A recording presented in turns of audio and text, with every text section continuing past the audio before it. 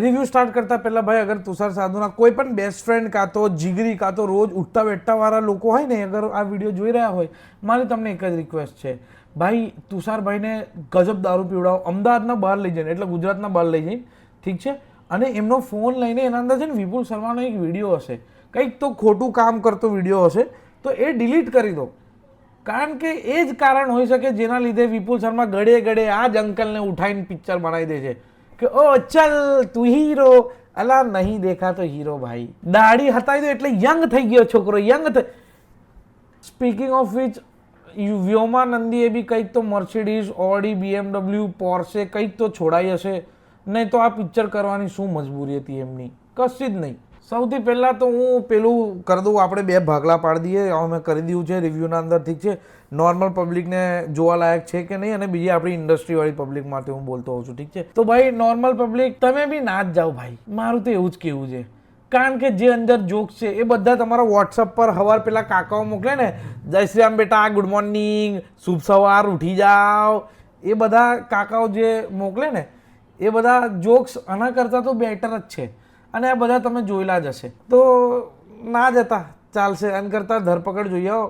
અને પેલી બીજી એક પિક્ચર આવે છે, કાં તો પેલી કબંદા કરીને મૂવી આવે છે, 29 તારીખે આવે છે, 29 મે, હજુ ખબર નહીં કેવી નીકળશે, પણ સારી લાગી રહી છે, ઠીક છે. તો પાછા અહીંયા આપણે આ શુભ મંગલ ઉબેડગીરી પર. બેટા તું બહાર જતી રહે ને, મારે કંઈક બોલાઈ જશે. આજે મચ્છરની મૂતરડીથી બી ખરાબ ગયેલી એડિટિંગ જે બી માણસે કરી છે ને ભાઈ, તમને બે હાથ જોડીને વિનંતી કરું છું, તમે કયું સોફ્ટવેર વાપરો છો ભાઈ, જરા જણાવજો ને એકવાર. તો શું હું એ સોફ્ટવેર વાપરવાનું જ બંધ કરી દઉં? મારે તમારા દૂર દૂર સુધી 10 કિલોમીટરના રેડિયસમાં દેખાવું જ નથી. ચાલુ મને જેટલું એડ આવડે છે ને હું ભૂલી જઈશ, એટલું ગંદુ છે. પિક્ચર ચાલુ થાય છે તો ખબર પેલું ટાઇટલ આવે કે શુભ મંગલ ધમાલ, ટ્રેલર અગર તમે જોશો તો એના અંદર આવે છે. એ આ ગધેડાઓએ એડિટના અંદર સ્લો કરી દીધું, ખબર નહીં શું મજબૂરી હશે. એવું નહીં કે આફ્ટર ઇફેક્ટ ખોલીને આપણે એલિમેન્ટ્સ આગળ ઉપર નીચે, ના, જે એક્સપોર્ટેડ ફાઇલ હતી એ લોકોએ સ્લો કરી દીધી. તમને શું લાગ્યું ખબર નહીં પડે?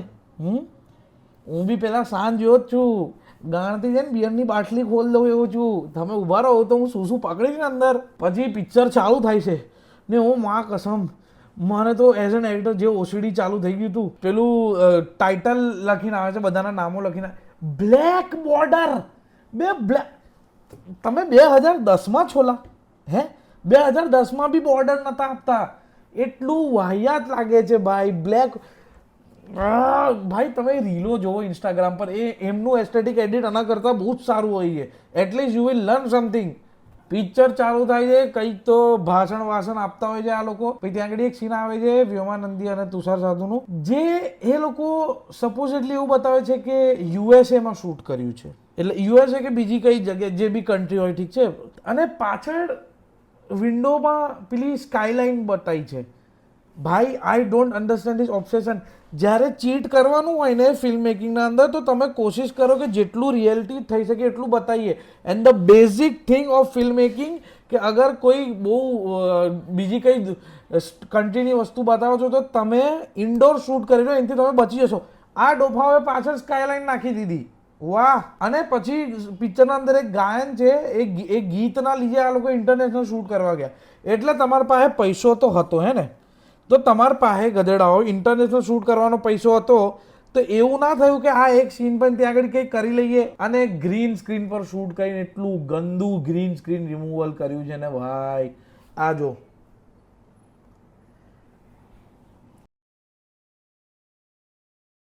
ઇન્સ્ટાગ્રામ પર ને પેલું એક ફિલ્ટર આવે છે ગ્રીન સ્ક્રીન ઇફેક્ટ વાળું, એ આના કરતાં સારા એજીસ રિમૂવ કરે છે. હું કોઈ વાંધો નહીં, આપણે ક્રિટિસાઇઝ કરવાનું અને હેલ્પ કરવાની, કારણ કે હું પણ ઈચ્છું છું ને કે ઇન્ડસ્ટ્રી આમ આગળ વધે. હા, આપણે બધા એક સાથે વધીશું. હું તમને એક પ્લગઇન કહું છું, કોરિડોર ક્રૂ. ગૂગલ પર જઈને લખશો ને corridor crew green screen removal તો આવી જશે. મફતિયું છે, ફ્રી ફ્રી ફ્રી મફતિયું છે, વાપરજો. કોઈ જ પૈસા નહીં લેવામાં આવે તમારાથી, ઠીક છે. આવી રીતે ગ્રીન સ્ક્રીન રિમૂવ ના કરવાની હોય. તમે પિક્ચર બનાવો છો, કંઈક ઇજ્જત રાખો ફિલ્મ મેકિંગની. પછી હોટલ વાળું એક સીન છે જ્યાં આગળ પેલું એવું છે કે વી વેલકમ યુ નાવ બિગિન્સ, એના અંદર પેલું બિગિનનો સ્પેલિંગ ખોટો, BEGINE લખ્યું. મેં એક વસ્તુ નોટિસ કરી, આવા પિક્ચરોના અંદર છે ને કોઈ ડિપાર્ટમેન્ટને પડી નહીં હોતી પિક્ચરની, કોઈને બી નહીં. ના આર્ટ ડિરેક્ટરને પડી છે, ના પેલા કોસ્ટ્યુમ વાળાને પડી છે. કોસ્ટ્યુમ પર તો હું આવી છે તો બહુ વાહિયાત કામ કરું છું કોસ્ટ્યુમ વાળા જે બી ભાઈ કે બેન જે બી છો તમે. અને બીજી એક વસ્તુ સ્ક્રીન પ્લે સેમ ભાઈ જેને બી લખ્યું છે તમે પેન મૂકી દો, એટલું ગંદુ સ્ક્રીન પ્લે લખ્યું છે. કઈ જ ભાઈ હું તમને એક વસ્તુ કહું, it very basic rule of screen play, ઠીક છે. મને કોઈ શીખવાડ્યું આ ભાઈઓ આ કૃતિન પ્રજાપતિ કરીને છે, આ માણસ સાથે હું 1.5-2 વર્ષ રહ્યા છે અમે લોકો એક સાથે. ભાઈ તમારા લોકોથી સ્ક્રીન પ્લે ના લખાતું હોય ને આ માણસને કોન્ટેક્ટ કરો, તમને તમારા ભાવે બજેટમાં સારું સ્ક્રીન પ્લે લખીને આપશે. આ માણસને બધી જ ટેકનિક ખબર છે, આમ ચાટીને બેઠો છે ભાઈઓ. તો મને આ જે નોલેજ છે આ ગધેડાને લીધે જ છે. કોઈ બી સિચ્યુએશન અગર તમારે ઇમ્પેક્ટફુલ બનાવવી હોય ને, ઠીક છે, તો કોક વાર ઓડિયન્સને પહેલાં બતાવી દેવું પડે કે ભાઈ કેમ. ગીતાના અંદર એક સીન છે જેના અંદર છે ને આ લોકો નાનાની એક વાત કરે કે તમે લોકોએ લગ્ન કેમ વહેલું કહી દીધું, તો વેમાનંદીનું કેરેક્ટર એવું કહે છે કે મારા નાનું છે ને નાનુંને આવું છે, નાનુંને પેલું છે. તો પેલો બી આમ એકબીજાને જોવે છે અને તુષાર કે વે આવું કરે, અને ઓડિયન્સ બી કન્ફ્યુઝ છે વે આ શું થયું. અને પછી બહુ જ વહિયાત સવાલ એક આવે છે, એ કેરેક્ટર એને પૂછે કે તને આના નાના વિશે આટલું બધું કેવી રીતે ખબર. ડોફા it's a very basic math. ભાઈબંધ હોય ને, ભાઈબંધ કોઈ આમ 5 વર્ષ બી નહીં, ચલો 1 વર્ષનો ભાઈબંધ હોય ને તો બી મને એની ફેમિલી મેમ્બર્સ વિશે ખબર હોય. તો આ તો લગ્ન કરી ચૂક્યા છે તો આ સવાલ પેદા જ નહીં થતો ભાઈ. ઓબ્વિયસલી પેલીએ કીધું હશે અને એનો જવાબ બી પછી એ જ હતું કે આને કીધું હા કોમેડી. અને પાછા જેનઝી લોકો પિક્ચરો જોઈને બહાર નીકળે તો કે વેરી ગુડ અમને તો બહુ મજા આવી, કોમેડીમાં બહુ મજા આવી. ડેવિડ ધવન અને પ્રિયદર્શન સરની ફિલ્મ્સ જોયા વગર તમે મોટા થયા હોય ને તો આ બીમારી તમને થાય. વિપુલ શર્માની પિક્ચરો તમને ફની લાગવા માંડે. શું કરું મેં આ જનરેશનનું. Coming back to the story, અને અંદર આગળ એવું થાય છે કે આકાશ પંડ્યાનું એક કેરેક્ટર હોય છે જેના સાથે તુષાર સાહુના કેરેક્ટરનું સગાઈ નક્કી થવાની હોય છે. અને આ બે એકચ્યુઅલી એક સિચ્યુએશનશીપમાં હોય છે. સિચ્યુએશનશીપ કાં તો ફ્રેન્ડ્સ વિથ બેનિફિટ એવું કંઈક હોય છે. આ ડોફા હોય છે ને પેલું ડાયલોગ મ્યુટ કરી દીધું છે, અંદર વચ્ચે બીપ નાખી દીધું છે, ખબર નહીં શું પ્રોબ્લેમ હતી. એક ધરપકડવાળા છે જે લોકોએ સાલું ગાર સેન્સર બોર્ડથી પાસ કરાવી દીધી, અને એક આ લોકો છે એ લોકોથી એક વર્ડ ના નીકળે. કોણ છે ભાઈ, કોનું કામ હોય આ સેન્સર બોર્ડથી કઢાવું, જેનું બી છે બહુ હગી દીધું ભાઈ તમે. પછી પિક્ચરમાં આપણે આગળ પ્રોગ્રેસ કરી છે અને મને સીન એટલો યાદ નહીં શું છે, બટ સીનના અંદર એવું બતાવવામાં આવે છે કે જે રિતિક આકાશ પંડ્યાનું કેરેક્ટર છે એ એની ગર્લફ્રેન્ડને જ્યારે મળવા જાય છે ને તો કંઈક તો એના પપ્પા વચ્ચે મળી જાય છે. તો એવું કહે છે કે આ કોણ છે, તો કે મારા પપ્પા છે. ઓહ તારા પપ્પા. એટલે તમે મને એવું કહો છો કે આ માણસની ગર્લફ્રેન્ડ છે અને ગર્લફ્રેન્ડના બાપા એને નહીં જોયા. તમને ના ખબર હોય તો એક વાત, આજકાલના જમાનાના અંદર માણસ ગર્લફ્રેન્ડ બનાવે તો સૌથી પહેલાં એનું આખું ફેમિલી સ્કેન કરે કે આ લોકો મને નહીં કંઈ દેખાવા જોઈએ, કંઈ દેખાય આપણે ભાગી જવાનું ત્યાંથી. બેઝિક્સ હોય લા, બેઝિક્સ. એક તો તમે પેલા તુષારભાઈને લઈને કેટલી પિક્ચરો બનાવશો લા હવે. એક તો તુષાર સાધુના એક્સપ્રેશન છે ને ભાઈ, પથ્થર છે, 2 પથ્થરને તમે આજુબાજુ મૂકો ને તો દેટ ઇઝ તુષાર સાધુ. એક આ એક્સપ્રેશન છે અને બીજું બસ 2 જ. 4 પથ્થર બીજા રોડેથી ઉઠાવશો તો એના વધારે એક્સપ્રેશન હશે આના કરતાં. અને એક પેલી લોકેશન છે પરિમલ ગાર્ડન અમદાવાદના અંદર, તો એ લોકેશન પર જઈએ ને તો ત્યાં આગળ એક સીન છે જ્યાં આગળ ચણાચોર ગરમ વેચવા આવે છે એક જણ, અને એને ચપ્પલ નહીં પહેર્યા હોતા. તો વ્યોમાનંદીનું કેરેક્ટરને આમ એવું થઈ જાય કે ઓ ગરીબ, લે મને હેલ્પ કરવા દે ને, ઓકે. તો એના ચપ્પલ આપી દે છે, એના શૂઝ આપી દે છે કે વાંધો નહીં મારા યુનિસેક્સ છે. એક કોઈ એંગલથી યુનિસેક્સ શૂઝ તો નહોતા, ઠીક છે. અને આ કોસ્ટ્યુમવાળાની ભૂલ છે, જે બી કોસ્ટ્યુમવાળું છે you could have gone with a normal sneakers, પણ ના, તમારે ખબર નહીં શું પ્રૂવ કરવું હતું, તમે હગી દીધું પાછું, ઓકે. અને બીજી એક વસ્તુ, આ સીન દરમિયાન પાછળ તુષાર સાધુનું કેરેક્ટર સ્લો મોશનમાં જોઈ રહ્યું છે, બરાબર છે. હવે તો થાય પ્રેમ કે છોકરીએ સ્લો મોશનમાં ગરીબની હેલ્પ કરી દીધી, બરાબર. એસે હી તો હોતા હે પ્યાર. બરાબર. 1998ની પિક્ચર છે, 2026ની થોડી છે. અને બીજું એક સીન છે, આગળ જઈએ છે તો કે તુષાર સાધુનું કેરેક્ટર આમ ગાઢ બોલવાનું હોય છે તો અટકી જાય છે. તો યુવાનંદીઓ કે એ અમદાવાદી ગાઢ બોલને, મારે અમદાવાદી ગાઢ સાંભળવી છે. અને આ ખબર શું બોલે છે, ગેલ સપ્પો, કોમેડી ગાઢ બોલી દીધી, વાવ. વિપુલભાઈ અગર તમને ના ખબર હોય ને અમદાવાદી ગાળો કોને કહેવાય હે, તો તમારી પિક્ચર જે થિયેટરમાં લાગી હોય ને એ થિયેટરના બહાર ઊભા રહેજો અને કેમેરા વગર ઊભા રહેજો, ઠીક છે? કેમેરા વગર ઊભા રહેજો. ત્યાં લોકો બહાર નીકળશે ને તો એ લોકો આપશે તમારી પિક્ચરને ગાળો, તો એ તમને ખબર પડશે કે અચ્છા ઓ અને ગાળ કહેવાય. અને હા, આકાશ પંડ્યાનું કેરેક્ટર આ લોકોએ છે ને જેન્ઝી બતાવવાનું ટ્રાય કર્યું છે. Like he is using words like કે નો કેપ્સ, નો કેપ બેબી, હા, અને પછી બીજા બી 2-3 વર્ડ્સ એ માણસ બોલે છે, હું ભૂલી ગયો. પણ મને એક, તમે લોકોએ કોઈ દિવસ જોયું છે જેન્ઝી કેવી રીતે કપડાં પહેરે? હે, જેન્ઝી કેવા દેખાય એ તમે લોકોને ખબર છે?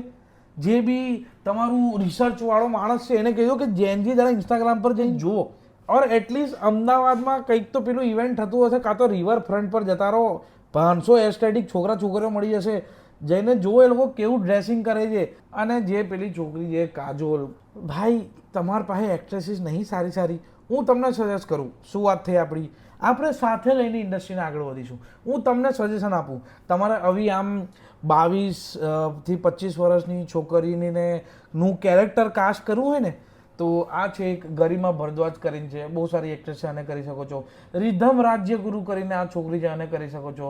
પછી હા, દેવિકા જગન્નાથ કરીને છે, આને પણ કરી શકો છો. પછી નિસ્મા સોની છે, એને તો કરવી જ જોઈએ, એને તો દરેક પિક્ચરમાં કરવી જોઈએ. તમે લોકોએ ખબર પડી? દરેક પિક્ચરમાં, she should be in every film. પછી પિક્ચરમાં આગળ વધીએ છીએ અને કોઈ વસ્તુ કેમ થઈ રહી છે નહીં ખબર. જે તમને આગળ કીધું ને કે આ લોકો પહેલાં સીન એનેક્ટ કરી દે અને એના પછી એનું ફ્લેશબેક બતાવે, એટલે એ સ્ક્રીન પ્લેમાં બહુ લોચો છે ભાઈ. કોમેડી આવી રીતે ના બને. કોમેડી એટલે અમને કોમિક લાગવા માટે અમને કોન્ટેક્ટ તો ખબર હોવું જોઈએ ને. જીતે હાઉસફુલના અંદર કાં તો પ્રિયદર્શનનું કોઈ બી તમે લઈ લો, જીતે પેલું વાળું છે કે તુને माओ को पैसा दिया, हाँ मैंने माओ को पैसा दिया, तूने लास्ट ली पैसों के बदले में, हाँ तू मेरे को बोला मेरे को पैसा नहीं मिला. તો આ એટલા માટે ફની છે કારણ કે આપણાને ખબર છે પહેલાંથી કે મામુએ જે પૈસા લીધા છે, અરે મામુ જે લાસ્ટ લાવ્યો છે એ બીજા કોઈની છે ને પેલાએ જે પૈસા લીધા છે એ બીજી બાબતના લીધા છે. તો આ કોન્ટેક્ટ ખબર હોય ને તો વસ્તુ ફની બને. બંધ મગજ બુડથલ. કોણ લખે છે સ્ક્રીન પ્લે? વોટ્સઅપના જોક લખવાના બંધ કરી દો. બીજું એક કેરેક્ટર છે અંદર જેનું નામ છે મહેતા, એટલે વિલન હોય છે ને એનું અસિસ્ટન્ટ હોય છે. એ માણસની એક્ટિંગ એટલે બધા 420 છે. બંધ કરી દો ભાઈ. સિદ્ધાર્થ રાંદેરિયાને એ કરવાનું બંધ કરી દો. અને ડાયલોગ રાઇટર ભાઈ તમે જે બી છો, તમે બી તમારી પેન મૂકી દો ભાઈ.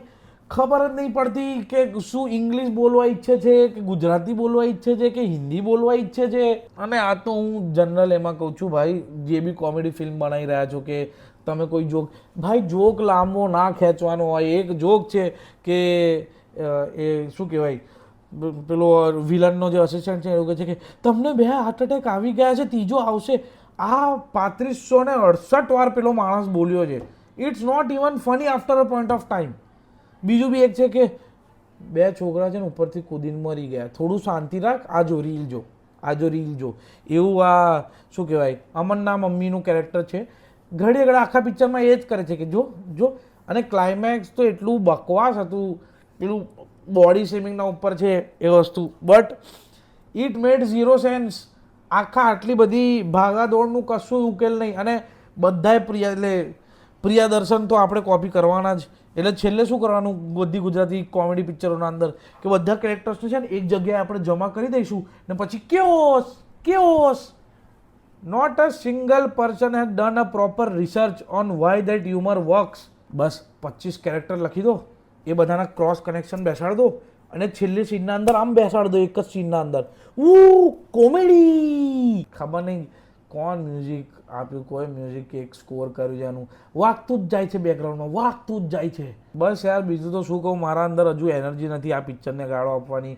કારણ કે એક તો અડધાના ઉપર પિક્ચર મને જોયા પછી તરત થિયેટરથી બહાર નીકળ્યો તરત બાષ્પીભવન થઈ ગઈ હતી. And I also feel really sorry for જેટલા બી એક્ટર્સ જે અમદાવાદમાં રહે છે, જે લોકોને પ્રીમિયરમાં બોલાવવામાં આવે છે અને બિચારાઓએ પ્રીમિયરમાં જઈને આ ખાટી ડકાર લઈને આની સ્ટોરી નાખવી પડે કે વેરી ગુડ ફિલ્મ ભાઈ આવી ગઈ છે સિનેમામાં, પ્લીઝ જોવા જતા રહેજો. ઠીક છે બિચારાઓને, કારણ કે ઓબ્વિયસલી એ લોકો they are already working in the industry, તો જે કેનોટ સે સમથિંગ. મારે બી કરવાનું છે બટ મારા આવા રિવ્યૂઝ પછી આઈ ડોન્ટ થિંક સો મને કોઈ કામ આપે. Just kidding. હા, મને આવે છે, મને આવે છે કાસ્ટિંગ માટે phone. People are very good. અને જે લોકોને એવું લાગતું હોય ને કે મારા રિવ્યૂથી મને હેટ્રેડ આપીને પિક્ચરમાં નહીં લેવાનું, એ લોકો સાથે તો મારે એમ પણ કામ નહીં કરવું. જે લોકોને એકચ્યુઅલી મારી સ્કિલ સેટ ખબર છે, એ લોકોએ પાછલું મારું પરફોર્મન્સ જોયા છે ને, એ લોકોને તો કંઈ ફરક નહીં પડતો, એ લોકો ફોન કરે જ છે કાસ્ટિંગ માટે. ઠીક છે. હવે નેક્સ્ટ કડકનાથ કરીને એક ગજબ મજાનું પિક્ચર આવે છે, અભિનય બેંકર, ડિરેક્ટેડ બાય કૌશિકભાઈ. તો એ પિક્ચરથી મને બહુ જ ઘણી બધી ઉમ્મીદો છે. કબંદાથી પણ ઘણી બધી ઉમ્મીદો છે. કબંદાવાળો એક વસ્તુ સારી કરે છે, જે મેં ટ્રેલરમાં પણ જોઈ, કે વીએફએક્સનો તો પૈસો ના હોય આવી ફિલ્મો માટે. ઠીક છે. તો એ લોકોએ મોસ્ટલી પ્રેક્ટિકલ ઇફેક્ટ્સ યુઝ કર્યા છે, which I am very proud of and I am very excited two watch. So let's see.